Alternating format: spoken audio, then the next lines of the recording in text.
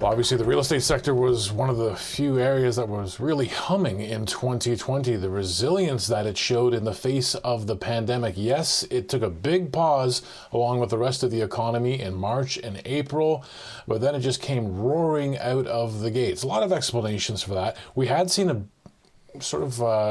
very aggressive amount of demand before the pandemic, which was strange for February of last year, and then it really exploded in the summer, and then it persisted into September, then it persisted into November and December as well. We just got the latest numbers this morning from Vancouver for the month of December, and it's really just astonishing in terms of what we saw in sales volumes for the month of December, jumping more than 50%. Helping us understand it all now, Steve Saretsky is a realtor at Oakland Realty, the author of the Saretsky Report from Vancouver. And Steve, put these numbers in context for us. When I saw it, I was like, okay, we're getting used during the pandemic to seeing these outsized sales numbers, but for December, this is not traditionally a busy month for Canadian real estate. Yeah, it was definitely a very strange year, very strange month. December, we had record sales here in December. I mean, basically, people are stuck at home. They're almost bored and shopping for real estate. And so that was kind of what was happening. I mean, normally this is the time of the year where, people are going on vacation, realtors are going on vacation, checking out. And this is probably, I think December might have been my busiest month personally. And that was certainly the experience amongst a lot of the industry. So I think the seasonal patterns that typically follow real estate have been kind of distorted throughout this pandemic.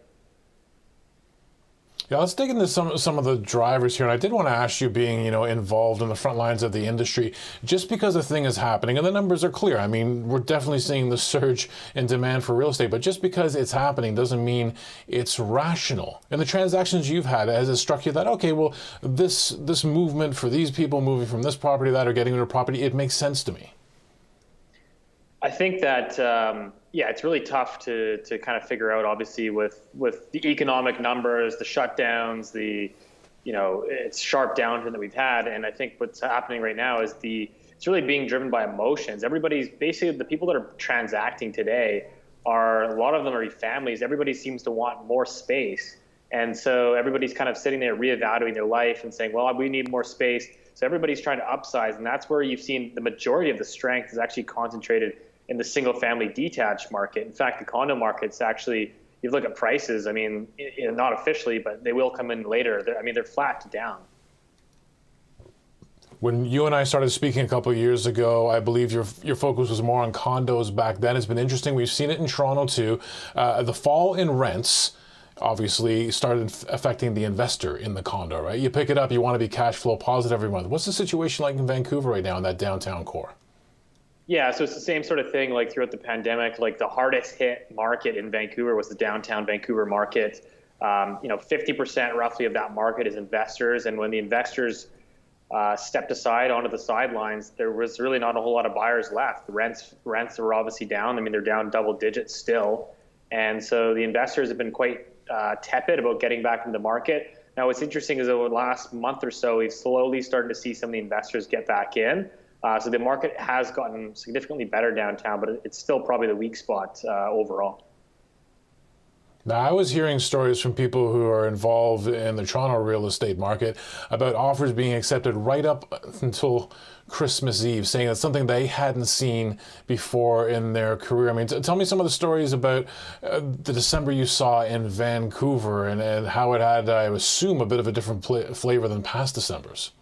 Yeah, exactly. That's what we talked about, the seasonal patterns. Normally we're sort of winding down and everybody's out doing holiday events. But, this year, I mean, me personally, not by choice, but I mean, I was doing a deal on Christmas Day. So that's normally a time where I'm probably taking a couple of weeks off. And what we saw was, realtors holding, showings on the 23rd, 24th, taking offers on the evening of the 24th. So certainly strange, not really the Christmas that I was hoping for, but that's kind of just what's happening in the market right now.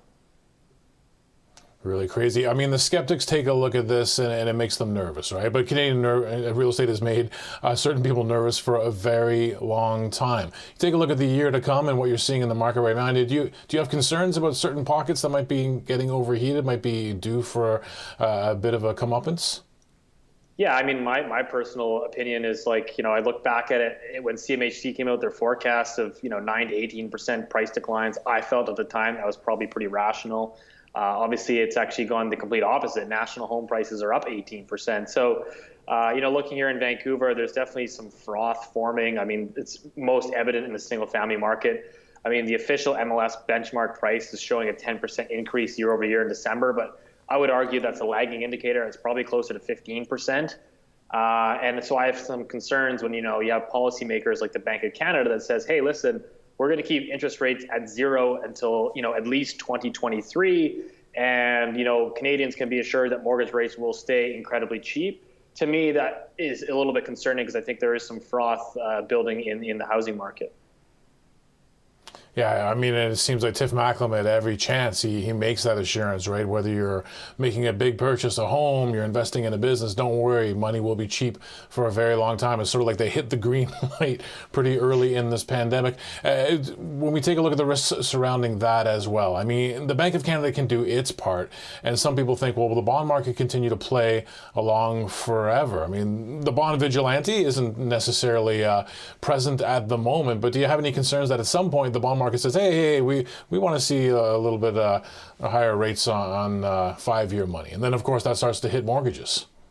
Yeah, I mean, God help us if the central banks lose control of the bond market. But I mean, they've certainly come out and said they're going to do everything they can, and they're talking about yield curve control. So to me, I think that's probably your next play, because I think that a huge driver of this housing boom, and when I talk to my clients, is, hey, I mean, I can borrow a 5-year fixed at 1.5%. Money is free.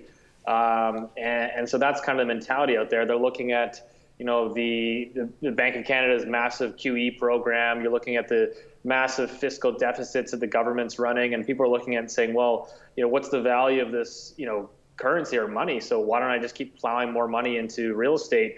Look, hey, it's a pandemic, it's a recession, it never goes down. And it's kind of creating this speculative feedback loop. So I think these are unfortunately part of the repercussions or side effects of some of the policy measures that we've engaged on.